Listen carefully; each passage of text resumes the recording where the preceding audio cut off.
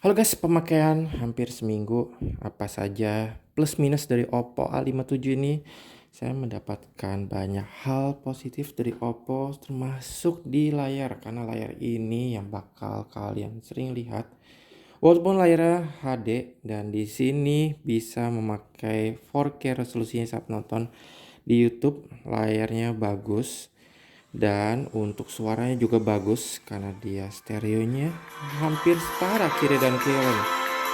Nih, suara kencang sekali. Ternyata suaranya bisa pakai ultra mode. Jadi bisa ultra mode. Ya seperti itu, suara kencang kali. Cuman sayangnya karena di layar HD 4K mubasir dan membuat patah-patah seperti ini untuk 4K tidak bisa lancar. Bisa dilihat hasilnya. Tapi untuk suara dan layar dia oke untuk di harganya. Bagaimana dengan kamera? Karena kamera juga bakal dipakai oleh teman-teman dalam kegiatan sehari-hari.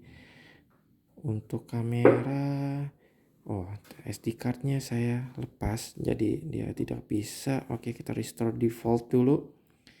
Kita tes yang lain lagi untuk sensornya. Sensornya juga juara. Jadi ini walaupun memakai chipset G35 yang notabene masih level entry, dia masih oke.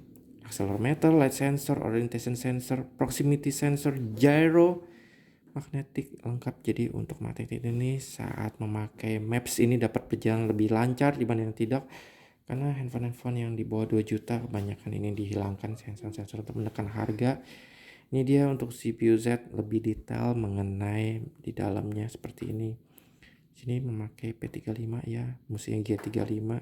CPU-nya ada octa-core, ukurannya, resolusinya, RAM yang kepake, memori available storage-nya. Jadi untuk RAM 4GB plus 4GB oke, aman, tidak ada kendala. Namun untuk storage 64GB di zaman sekarang 2023 sangat kecil. Berarti ini seperti base-nya 64, jadi minimal harus 128 untuk pemakaian jangka panjang. Untuk telepon ataupun untuk ya sekedar chat masih oke, browsing-browsing. Namun jika nanti mau dipakai buat teman-teman pakai jangka panjang harus 128. Oke. Untuk chargingnya dia bisa cepat sekitar 1 jam 15 menit. Jadi tidak ada masalah. Nanti saya bakal tes lagi tadi ya. Sudah hilang. Untuk GPS-nya kita coba cek GPS-nya. Di sini oke, kita tes dulu untuk GPS-nya.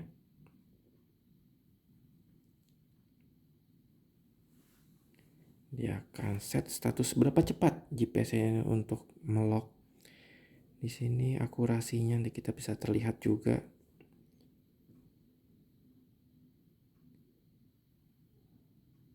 Oke. Jadi posisi saya di dalam ruangan, jarak saya keluar masih sekitar 10 meter. Jadi cukup jauh. Kita lihat apakah di dalam ruangan dia dapat melock cepat untuk GPS-nya ini. Sepertinya agak lama untuk GPS-nya. Mungkin dari MediaTek-nya yang kurang baik. Karena Snapdragon saya selalu mendapatkan akurasi lebih cepat untuk melock. Ya, sekitar 9, 97, 53. Oke. Cuman tadi agak lama saja tapi akurasinya oke, tidak ada kendala untuk diakurasi. Lanjut kita coba untuk bagian layarnya untuk multitasknya.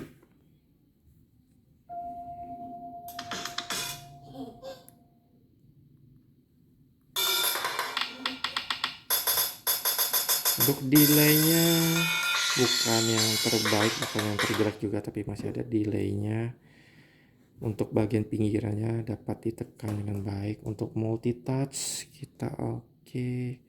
Kita tes bisa berapa jari. 5, 6, 7, 8, 9. Oh dia sudah 9, 10. 10 dia bisa. Cuma tadi tangan saya terlalu besar jadi agak susah. Untuk PUBG, jadi saya kekurangan memori. Saya harus membuang beberapa aplikasi. Saya coba dia keluar seperti ini karena kekurangan memori, sayang sekali. Saya bakal tes lagi nanti. Untuk speed testnya, kita coba cek. Jadi untuk PUBG dapat berjalan dengan baik. cuma di resolusi yang paling rendah. Speed test accuracy-nya while using the app. Oke, allow dan allow continue.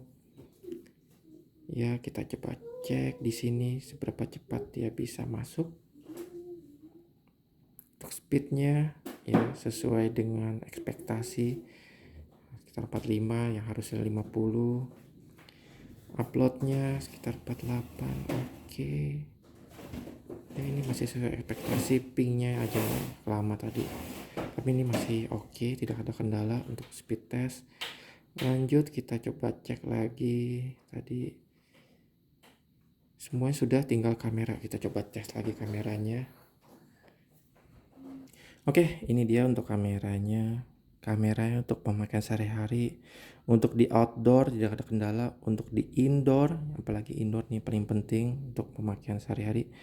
Hasil gambarnya bagus, cuman saat di zoom ya seperti ini, noise-nya masih ada, tapi masih oke. Kendalanya hanya di bagian video. Jadi untuk video sayang sekali tidak ada OIS-nya seperti ini.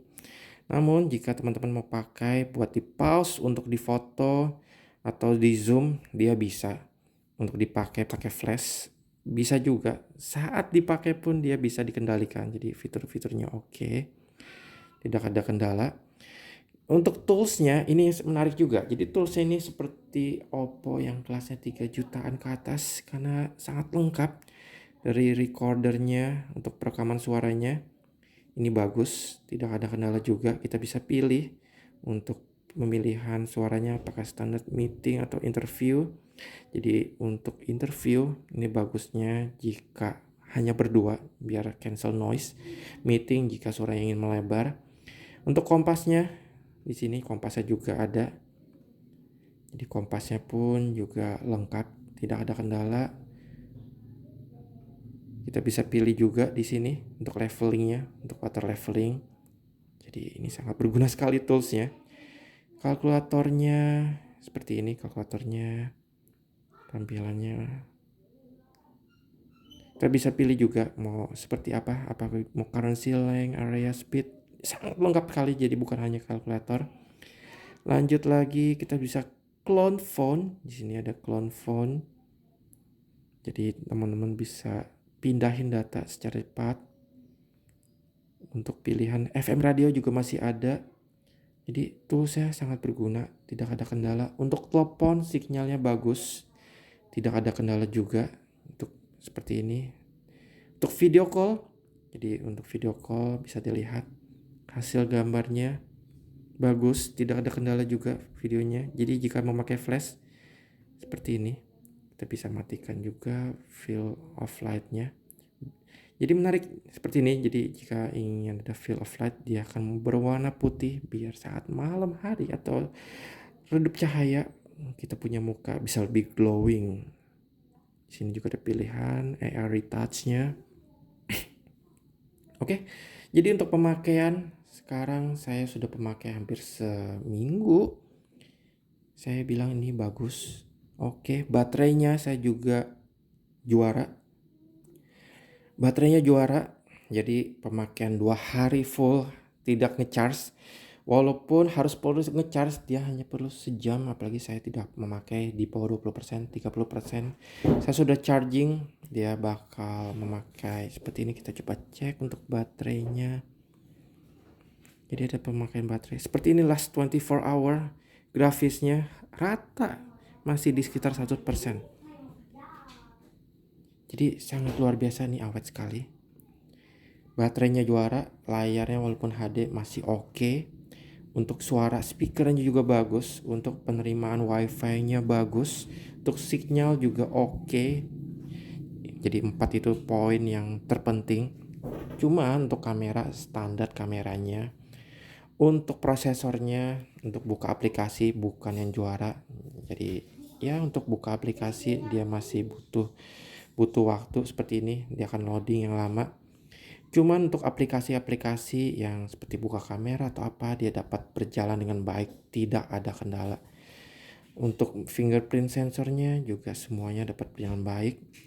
Ya overall ini salah satu handphone yang teman-teman, ataupun yang bisa dipakai biasanya ke orang tua, yang bisa diandalkan dengan baterai bagus untuk user interface yang sudah selayaknya bisa dipakai dengan normal, tidak ada pengurangan di sektor sensor.